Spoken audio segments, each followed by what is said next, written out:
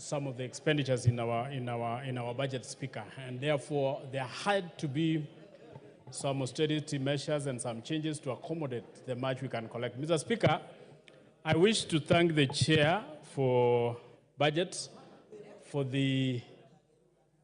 sitting and looking into the issues that we had tabled before the committee. And Speaker, I want to say that as a committee for housing, we factored in, of course, Mr. Speaker, the issues, the needs, which, of course, the people of this country were expecting to appear in that particular supplementary budget. Speaker, we want also to understand that this supplementary budget will have a lot of constraints, and of course, there are so many shortfalls, and especially on funding some vital projects and programs. Mr. Speaker, I particularly, the State Department for Public Works was majorly affected, Mr. Speaker.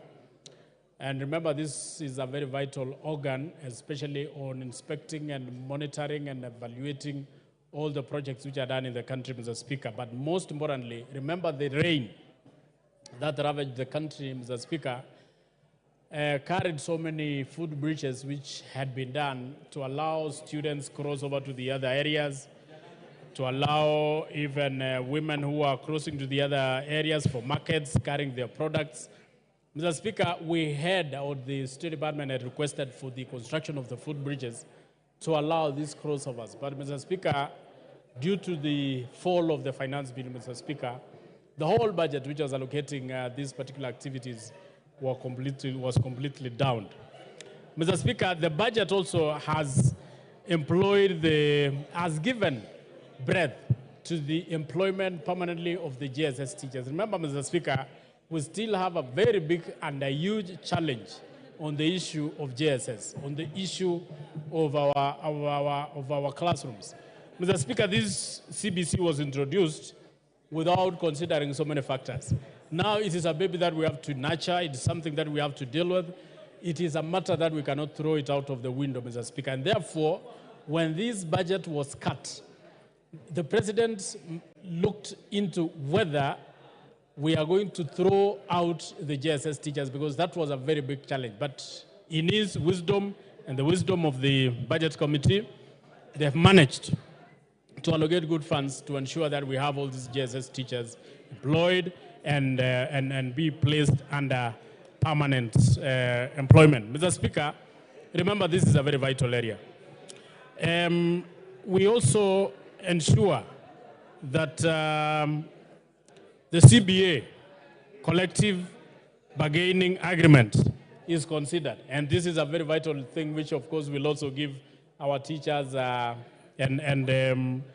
teachers comfort, because you know, Mr. Speaker, the foundation of this country is based on education. And just like what somebody said, or a very great person one day said, and education is an equalizer. It is a factor that equalizes all the rich and the poor. They put them in the same pool, Mr. Speaker. So this budget is considering majorly and putting into serious consideration on matters of education, because that is one area that we consider as very fundamental. Mr. Speaker, we know even the roads, we know the electricity, the energy, the Ministry of Energy, most of the issues were cut. But Mr. Speaker, most importantly, now that from the mood of the communication you just sent to this House, Mr. Speaker, you read to this House, Mr. Speaker, where most of the nominees to the cabinet are now from the opposition side, Mr. Speaker. I hope I hope it is now going to bring harmony in this House and especially in the country, so that whatever business we are going to be transacting in this House will sail through.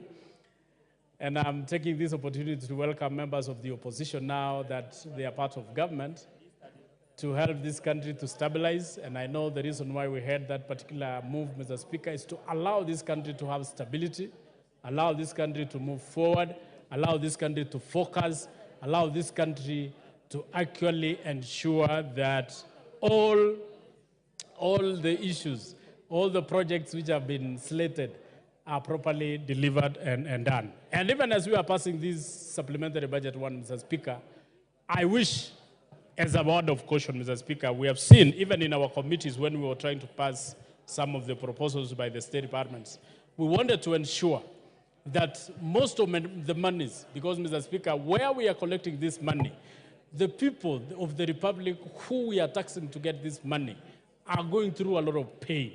So our major request and demand by this House, Mr. Speaker, is that any money allocated for majorly projects, Mr. Speaker, should be utilized on projects, and especially projects, Mr. Speaker, which bring development to our people and to the people of this Republic. So, Mr. Speaker, I wish to say that we will, as much as possible, try to cut some of the expenditures. But most importantly, Mr. Speaker, the cuts which have been placed on development areas, Mr. Speaker, the little that has remained must be properly utilized. And now that we are having almost a new cabinet, though some of them are the same old faces, but we are having almost a new cabinet. We want to ask the members of the cabinet who are coming in, where especially if they were to be passed or vetted and passed in this House, Mr. Speaker, that it is time to work for this country.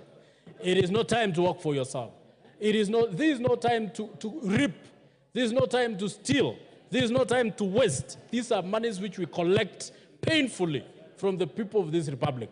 So even as we are going to vet these particular cabinet secretaries whose names have been forwarded to this House, Mr. Speaker, our core mandate as this House is to ensure that we vet and pass members of the cabinet who we know their background has nothing to do with corruption.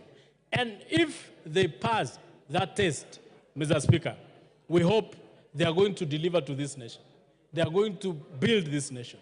They are going to work hard, just like what the president is trying to do, so that we don't look back and say, these are the people who failed this country. So each one of us has a responsibility. As a House, we have the responsibility. As a cabinet, they have the responsibility. As a president,